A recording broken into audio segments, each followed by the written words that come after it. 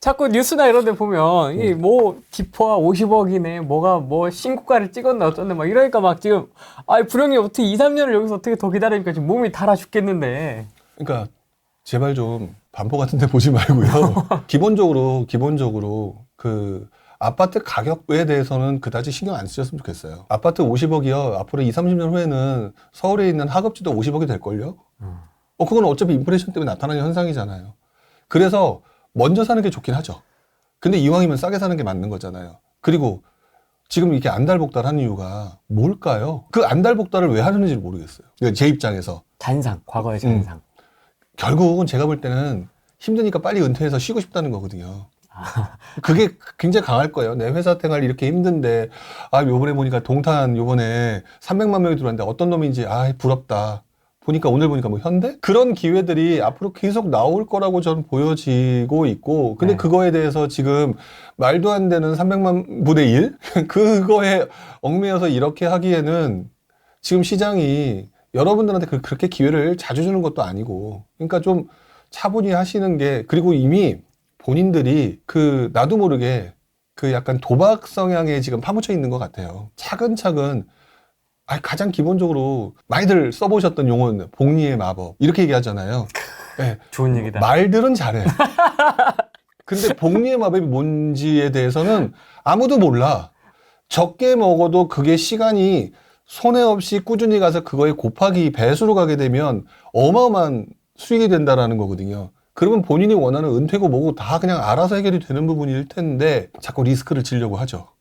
지금은 리스크가 되게 큰 시기라고 보여져요. 그래서 제가 여기서 다시 한번 명확하게 얘기하지만 저는 하락을 얘기하거나 지금 굉장히 심각한 문제가 있다고 얘기하는 게 아니에요. 상승이에요.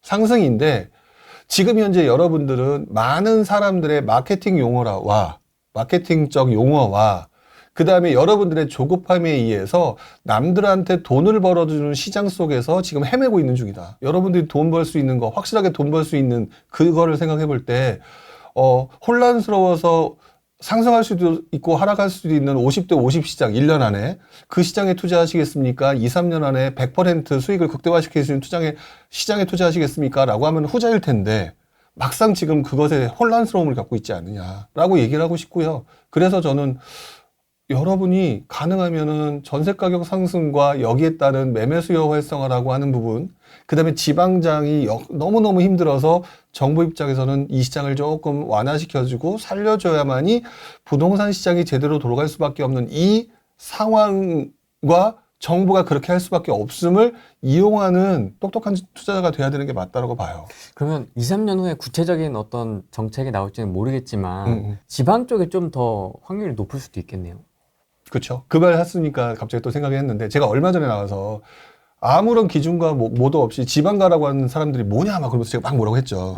한 적이 있었잖아요. 그랬더니 거기에 댓글과 저의 그 유튜브에서 이분은 지방 되게 부정적임 이렇게 표현을 하시더라고요. 그래서 그거 보면서 제가 속으로 무슨 생각을 했냐면 이분은 공부한 적이 없음. 답글 다시죠 거기다가. 제가 말하는 거는 그거였었는데 그러니까 이분은 투자에 대한 전략이 없는 거예요. 그냥 지금 오르냐 떨어지는데 제가 지방을 가지 말라고 얘기했던 가장 큰 이유는 지금 지방장이 되게 많은 사람들한테 외면받고 있는 시장이잖아요. 그렇기 때문에 그 상황에서 단순히 공식에 의해서 갭이 70, 80이니까 들어가서 막연히 기다리면 언젠가 오를 거다라고 하는 천수답적인 투자 전략을 세우지 말라는 얘기거든요. 그게 아니라 지방이 여러 가지 문제로 인해서 시장에 안 좋은 영향을 주는 상황이 요즘 분위기가 이제 만들어지고 있잖아요. 그 건설사 문제부터 시작해서. 이렇게 되면 정부가 자연스럽게 판을 만들어주면서 지방을 살 수 있는 구조를 만들어줄 텐데, 그때 들어갈 때 흔히 하는 말로 뭐 갭 투자를 한다라고 하게 되면 그때 입지가 괜찮은 곳에 갭 투자를 뭐 70, 80에 맞춰서 들어갈 수 있다. 그때 들어가도 될 거를 그러면 그 시간 동안에 여유 있게 공부도 하고 과거에는 어땠는지 찾아볼 수 있는 여유가 충분히 있을 텐데 지금 그런 공부할 수 있는 준비는 하나도 안 된 상태에서 누가 얘기하니까 들어가야 된다. 라고 하는 행동들을 하는 이 전략과 전술이 없으니까 그걸 가지고 그분들한테 단편적으로 얘기할 수 있는 건 지금 가지 마라 라고 얘기를 하는 거거든요. 그러니까 제 말을 해석할 수 있는 능력이 없는 거예요. 그러니까 다 자르고 저분은 지방 부정적임 이렇게 달아버리는 거죠. 그래가지고 저 얼마 전에 봤어요. 제 이름을 아예 제목에다 써주셨더라고. 이분 생각이 틀림. 아, 유튜버입니까? 아니. 그분 말고 또 다른 분을 봤는데, 아. 어떤 분이 제 이름을 갖다가 그 제목에다 그 블로그에다 딱 박아놓고, 저 양반 생각을 다 잘못하고 있는 것 같다라고 써 있더라고요. 그러면서 쭉 쓴 걸 딱 보는 순간 제가 웃음이 터졌어요. 완전히 잘못 생각하고 있구나, 얘. 그런 경우도 있거든요. 그러니까 제 말이 맞고 틀리고를 떠나서 그런 걸 해주셨으면 좋겠다는 거죠. 저 양반이 도대체 왜 저런 얘기를 하고 있는지에 대한 그 비하인드 스토리를 알려고 노력하시는 게 맞다. 그 사람이 떠드는 내용이 그냥 앞에서는 지금 지방 사지 말라고 얘기했으니까 내가 부동산에 관련된 지식 없는 사람 입장에서는 지방 사지 말래. 이렇게 단편적으로 가게 되면서 그게 이제 자꾸 표면화되는 것 같은데, 제가 말하는 거 여러분들 이제 그 투자 오래 하셨던 분들 또는 이제 경험하셨던 분들은 아마 아시겠지만, 제 말은 곱씹고 곱씹으셔야 돼요. 나중에 이제 조금 느끼실 거예요. 아, 이때 요 말이었구나. 근데 지금 그것들을 갖다가 그냥 내 기준으로 막 자꾸 판단하려고 드시니까. 탕후루처럼 즉각적으로 얘기해 주시면 안 돼. 딱 혀에 닿자마자 싹 녹게. 지방은 앞으로 기회가 올 거다. 그러니까 지금은 먼저 들어가지는 않았으면 좋겠다. 라고 일단 먼저 얘기를 해야 될 것 같아요. 싹 녹습니다. 혀에서. 작년에는 강남 상승 후 약조정, 올해는 마용성 상승 후 약조정, 내년은 3급지 상승 후 약조정, 그럴 수도 있죠. 내후년은 외곽지 상승 후 약조정. 이렇게 계단식으로 조금씩 회복해 가지 않을까요? 그러니까 상승장에서도 상승과 하락이 반복되잖아요. 네. 그것처럼, 그리고 하락장에서도 상승과 하락이 반복돼요. 우리 하락장에서 말하던 지금도 올라가는 상황일 수도 있는 거니까. 네. 그러니까 어떻게 보면 그 말이 틀리지는 않다고 생각해요. 중요한 거는 그 내용을 근거로 해서 내가 전략적으로 어떤 투자 기술을 활용해서 돈을 벌까라는 고민을 좀 더 하시는 거는 맞을 것 같아요. 뭐 틀린 말은 아니니까 어차피 장기 우상향이라고 하는 내용 속에 네. 그 말씀이 녹아 있는 것 같아요. 부룡님의 말씀은 상승장 초반은 맞으나 생각보다 긴 기간이고 수익이 많지 않으니 시간을 기다리고 지켜보면서 판이 만들어지길 기다려도 늦지 않다. 네, 물 들어올 때 노저라는 표현을 쓰는데, 정부가 액션도 보이질 않는데 물 들어온다라고 소리 지르는 양치기 소년들한테 속지 말라는 얘기죠. 저는 제가 투자를 하면서 느낀 거는 딱 하나예요. 모든 판은 정부가 만들어준다. 모든 판은. 모든 판은 정부가 만들어주고 그거에 대한 움직임은 전문가들이 만든다. 그 판이 만들어지고 난 다음에 전문가들이 고 했을 때 움직이는 판이 그렇게 엄청난 그 흔히 말하는 추세가 만들어지더라고요. 네. 근데 전문가들이 고라고 얘기하는 것들이 정부가 판을 만들었을 때만 고하는 게 아니라 아무 판도 없는데 고하는 경우도 많더라는 거죠. 그러면 이게 뭐 유튜브도 그렇고 요새는 이제 블로그 하시는 분들도 많고 얼굴 없는 인플루언서들 많지 않습니까? 그렇죠. 그다음에 뭐 요새는 인스타. 저희는 잘 안 하지 않습니까? 인스타인데 인스타로 또 이렇게 굉장히 잘 또 브랜딩 하시는 분들도 있고, 그러니까 영향력 있는 분들이 굉장히 많아졌는데 목소리가 다 제각각이거든요. 지금 시장 상황에 대해서도 부룡님이 좀 많이 색다른 것 같고요. 좀 많이 좀 다르고, 그 다음에 한 8명 정도는 같은 얘기 하고 있는 것 같고요. 한 7, 8명은. 그 다음에 또 이제 또 다른 부류가 있고, 약간 이런 식으로 좀 나눠져 있는데, 어떻게 좀 콘텐츠를 소비하면 좋을까요? 되게 신기했던 게, 저는 이제 어쨌든 유튜브나 그 다음에 이제 요즘에는 블로그도 잘 안 하는 상황이었는데, 어쨌든 이쪽을 하고 있잖아요. 이쪽을 하는 사람들이 이제 옛날 사람이 돼버렸더라고요. 그러면서 인스타 쪽으로 집중되는데, 제가 인스타를 보면서 느끼는 감정은요, 가짜들이 너무 많다라고 느껴요. 가짜들이 너무 많다. 그리고 뭘 보고 가짜인지 진짜인지 내용을 보면 말이 안 되는 소리가 많다라는 거죠. 그러니까 뭐냐면 그분들이 말하는 논리가 인스타의 특성을 보게 되면 굉장히 빠르고 신속하게 넘어가잖아요. 그러다 보니까 굉장히 눈에 확 들어오는 것들을 만들다 보니까 공식화되어 있는 경우가 많아요.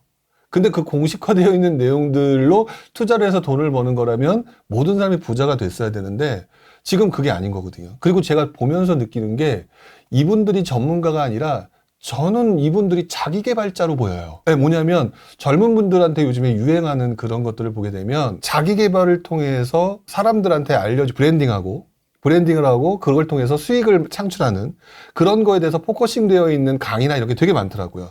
그러면서 거기서 만들어진 분들이 그 실제로 부동산이나 이런 거에 대한 어떤 깊은 지식을 떠나서 짧은 지식을 가지고 흔히 말하는 뭐 PPT든 아니면 뭐 망고보드에 나와 있는 그런 내용을 가지고 보여드리고 그걸 가지고 이제 막 사람들한테 나 이렇게 해서 돈 벌었어 라고 하면서 설명하는 게 너무 많다 보니까 많아 보이니까 이게 되게 휘발성이고 한편으로는 젊은 분들한테는 이게 맞아서 그럴지 모르겠지만 결국 젊은 분들이 한번 크게 다치겠구나라는 생각이 좀 들어요. 이것마저도 그분들이 볼 때는 꼰대 같은 발상이다라고 생각하실지 모르겠지만 저는 그분들이 올리는 내용 중에 상당수가 너무 깊은 내용이 없고 그리고 깊은 내용이 없는데도 불구하고 사람들한테 알리기 위해서 너무 노력을 하는, 즉 자기 개발을 통한 수익 창출이 더 큰 목적인 것 같아 보여요. 그러다 보니까 조금 걱정이 되긴 하는구나. 사실 이렇게 말하는 이 꼰대 세대에도 똑같은 상황이 있었어요. 있었기 때문에 뭐 어디서나 발생됐던 문제임에는 틀림이 없지만 그것 치고는 이 문화가, 이 SNS 문화가 더 활발해짐으로 인해서 그쪽 컨텐츠에 노출되는 사람들이 더 많아지니까 실수하는 사람이 좀 많아지긴 하겠구나. 이런 생각이 좀 들기는 해요. 그럼 옛날에는 어떤 식으로 그런 인플루언서들이 영향력을 행사했습니까? 옛날에? 옛날에요? 네, 일단 기본적으로 90년대 후반에는 여러분들 뭐 이 얘기하면 또 옛날 사람이 될 텐데 테닌텐 카페. 네. 테닌텐 카페를 통해서 그때도 테닌텐 카페를 통해서 보면 그때 전문가 칼럼니스트가 있고 그러면 전문가 칼럼니스트들이 있잖아요. 그럼 전문가 칼럼니스트들 말고 그 밑에 흔히 말하는 잔챙이들이 열심히 글을 올려요. 그때는 이제 카페나 그런 데서 열심히 글을 올려가지고 자기들을 어필하고 노출을 하죠. 똑같아요, SNS랑. 피드 올리듯이. 예, 예. 피드가 훨씬 더 편한데 옛날에는 그걸 다 써야 되는 거였잖아요.